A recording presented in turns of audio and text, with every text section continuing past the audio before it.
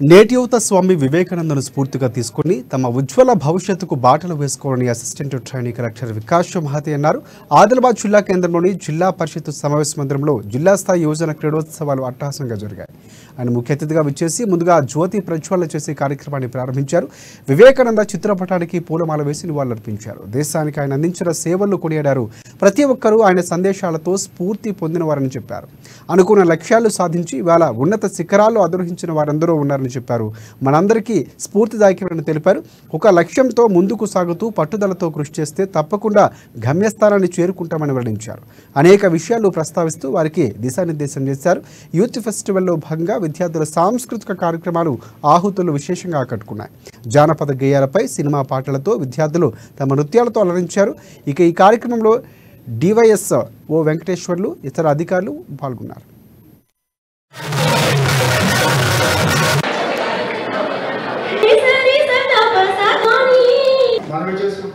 స్వాగతం సుమాంగళతో అలాగే వివేకానందునికి భాగంగా నేషనల్ యూత్ ఫెస్టివల్ ఉంటాయి. అంటే స్టేట్ జనవరి 1 వచ్చిన కళాకారులు కానీ యువజనులు కానీ అందరూ బికాస్ ఈ రోజంతా సెక్యులర్ గోల్ అన్న బేసిక్ ఒక చైతన్యం ఈ రోజు చంద్రయాన్ 3 దానికోసం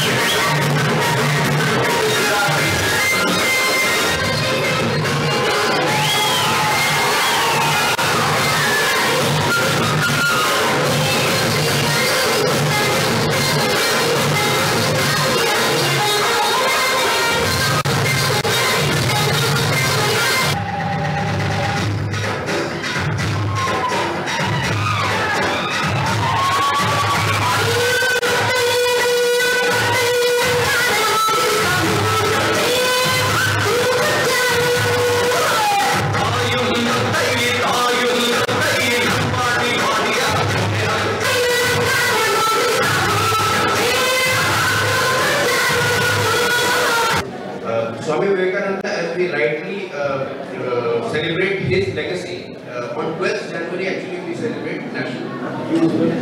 But for the convenience of students etc., we are today celebrating a youth festival. Swami Vivekananda is especially an icon for the youth because only because of his great emphasis on and great expectations out of the youth. He said while comparing physical activity to mental activity, he gave much more emphasis usually to the physical activity. He said that playing football is as important and as good as reading the Gita. So we see that his emphasis is, he puts an equal emphasis towards education, towards understanding as well as to physical development. So there is an equal emphasis.